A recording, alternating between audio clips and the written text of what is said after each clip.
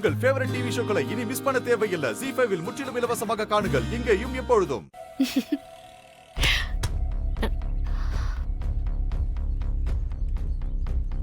என்னல காலையிலே பஞ்சாயத்தா? எதுவா இருந்தா உனக்கு என்ன? இல்லை, நான் சொல்றத நல்லா கவனமா கேட்டுக்க சொல்லு.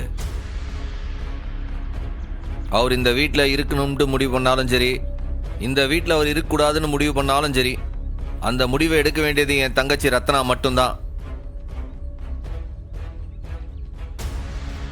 அவளுக்கு எது விருப்பமோ அதை தான் அவள் செய்வா. அவள் சந்தோஷத்துக்காக மட்டும்தான் நான் துணை நிற்பேன். நீ சொல்றதுக்காக ஆரிய நம்புற நிலைமையிலன்னா நான் இல்லை. உனக்கு சந்தேகமே வேண்டாம்னே. எப்போ பிரிஞ்சு வந்தனோ அப்பத்துல இருந்து எனக்கு நம்பிக்கையே இல்லை. இந்த நிமிஷம் வரைக்கும் இந்த மனுஷன் மேல எனக்கு துளி கூட நம்பிக்கையே இல்லை.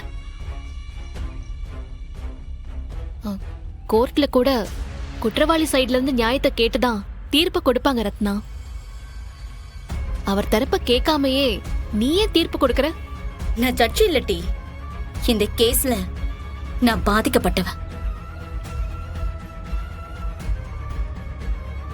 என்ன நடந்துச்சு, ஏது நடந்துச்சுன்னு எனக்கு மட்டும்தான் தெரியும். அப்போ கடைசி வரைக்கும் இவரை மன்னிக்கவே மாட்டியா? நிச்சயமா.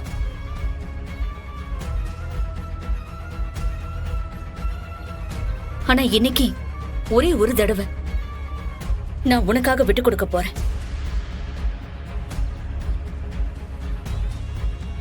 ஆமா, அப்படின்னு கேட்டாரு.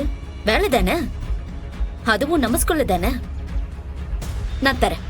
இல்லை அண்ணே, ஒரு நிமிஷம் அண்ணே. இந்த வேலையை தரலன்னு முடிவெடுத்திருக்கனே, அது முழுக்க முழுக்க உனக்காக தான் டி.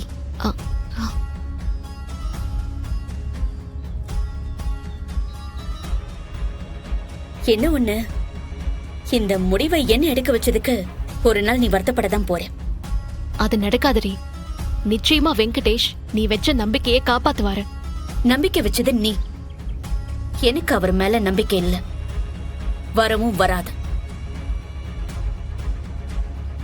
அவரும் அவருடைய அப்பா அம்மாவும் மன்னிக்கிற மாதிரி ஒரு தப்பு பண்ணல. இது அவங்க செஞ்சது கிரைம், குற்றம். எத்தனை ஜென்மை எடுத்தாலும் அதை நான் மன்னிக்கவே மாட்டேன். சரி விடு, வேலை தரன்னு முடிவு எடுத்துட்டல்ல, ரொம்ப தேங்க்ஸ். பரணி, திரும்பவும் சொல்றேன், நான் வேலை கொடுக்கறதுனால இந்த மனுஷனை மன்னிச்சிட்டுன்னு அர்த்தம் கிடையாது. உனக்காக மட்டும்தான் இந்த வேலையை இவருக்கு தரேன். அத புரிஞ்சுக்கோ. எனக்காக நீ வேலை தரத்துக்கு முடிவெடுத்தாலும் இது நல்ல முடிவுன்னு சந்தோஷப்படுற நாள் வரதாண்டி போது.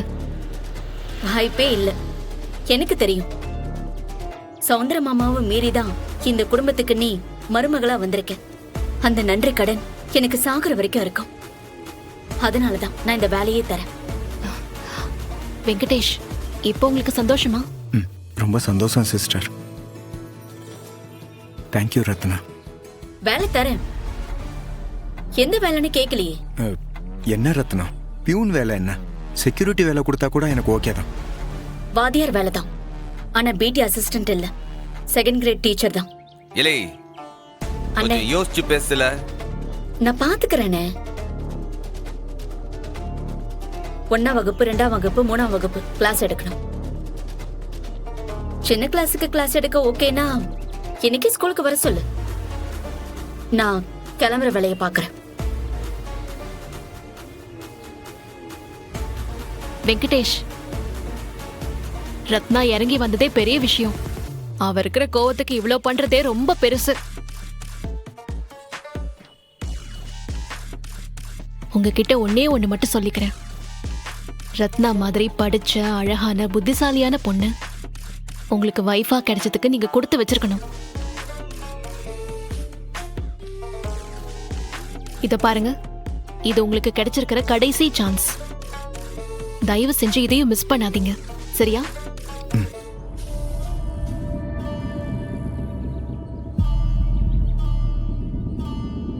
சகல, சின்ன வயசுலேருந்தே ரத்னா தான் என்னோட ஒய்ஃப்னு நினச்சி வாழ்ந்தவங்க. நான் கெஞ்சி பார்த்தேன், மிரட்டி பார்த்தேன், அம்புட்டிய திருட்டுத்தாலி கூட கட்ட பார்த்த கேவலமானவன் தான் நான். உனக்கு தெரியாதெல்லாம் எதுவும் இல்லை. ஆனா எதுக்கும் அவ ஆசை இல்லையே. எல்லாத்தையும் அவ பொறுத்துக்கிட்டது உனக்காகத்தாங்க. அவ்வளோ தூரம் உன்னை காதலிச்சவ இவ்வளோ தூரம் வெறுத்து பேசுறான்னா அது காரணமே நீதானே ஐயா. அதை நான் ஒத்துக்கிறேன் பங்காளி. ஆனால் ஒன்று மட்டும் உறுதி பங்காளி, உங்களுக்கும் சிஸ்டருக்கும் நான் வாழ்நாள் பூரா கடமைப்பட்டிருக்கேன். என்ன நடக்கணுமோ அது கண்டிப்பாக நடக்கும்.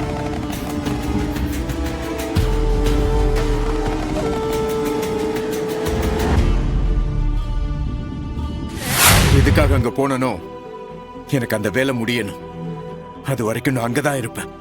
சொன்னா கேளுடா. மனசுல வன்மத்தை வச்சுட்டே இருக்காத. அவகிட்ட கொஞ்சம் பேசி கீசி சமாதானப்படுத்த பாருடா. 4 தடவை பேசினா கரையாத பொம்பளை மனசுன்னு ஒண்ணும் இல்லடா. கொஞ்சம் மனசுக்கு ஆறுதலா அவகிட்ட 2 வார்த்தை பேசு. பதில் சொல்றாலோ இல்லையோ பேசிக்கிட்டே இருடா. அவ மனசு மாறுவா. அப்பப்ப அந்த பொண்ணுக்கு பிடிச்சது எதையாவது வாங்கி கொடுறா. இப்ப எதுக்கு 2 பேரும் இப்படி இரிட்டேட் பண்றீங்க? உன் நல்லதுக்கு தானப்பா சொல்றோம். அந்த பொண்ணை விட முக்கியம் உன் வேலை. எப்படியாவது சண்முக கிட்ட பேசி அதே வேலையை திரும்பி வாங்க பாருப்பா. உன்னை நீயே பாத்துக்கவாது உன் வேலை வேண்டாமா? இப்படி பேசி பேசி என்னத்த செய்ய? இப்படி இதை செய் அதை செய்ய அவசரப்பட்டு தான் இந்த இடத்துல வந்து நிக்கிறேன். கைய ஓங்க கூடாதுன்னு நினைச்சிட்டு இருக்கேன். கடுப்ப கிளப்பாதீங்க. எதுக்குடா இப்ப சைக்கோ மாதிரி பேசுற? ஆமா, சைக்கோ தான். இப்ப என்ன அதுக்கு? என்ன வேணும் உனக்கு? நான் கிளம்புறேன். டேய் இருடா. முகமே அருள் இல்லாம இருக்கேப்பா. சாப்பிட்டியா? தட்டாம்பயிறு சோறு வச்சிருக்கேன்பா, உனக்கு பிடிக்கும்ல. வாப்பா, ஒரு வாய் சாப்பிட்டு போறியா? எனக்கு பசிக்கல. டேய், அந்த ரத்னா என்னதான் நினைக்கிறான்னு உனக்கு தெரியுதாடா? அத பத்தி உனக்கு என்ன?